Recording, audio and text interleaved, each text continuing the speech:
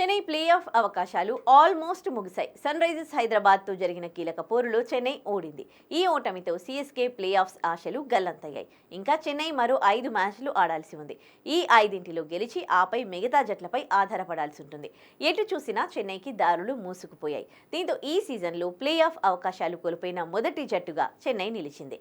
వాస్తవానికి ఈ సీజన్ ఆరంభం నుంచే చెన్నై పేలవ ఫామ్ కొనసాగుతోంది. వరుస మ్యాచ్ల్లో తమ బలాన్ని తగ్గించుకుంటూ వెళ్ళింది. అయితే ధోని చెన్నై తలరాతను మారుస్తాడనుకున్న వారందరికీ నిరాశే మిగిల్చాడు.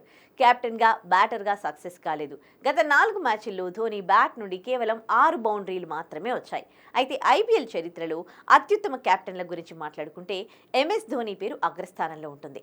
అతని కెప్టెన్సీలో చెన్నై సూపర్ కింగ్స్ 5 ఐపీఎల్ టైటిళ్లను గెలుచుకుంది. కానీ 2023 ఐపీఎల్ తర్వాత ధోని కెప్టెన్సీ బాధ్యతలని రుతురాజ్ గైక్వాడ్కు అప్పగించాడు. అయితే ఈ సీజన్లో రుతురాజ్ గైక్వాడ్ గాయం కారణంగా టోర్నీ నుంచి తప్పుకోగా చెన్నై యాజమాన్యం జట్టు బాధ్యతల్ని ధోనికి అప్పగించింది. కానీ ధోని మాయాజాలం పనిచేయలేదు.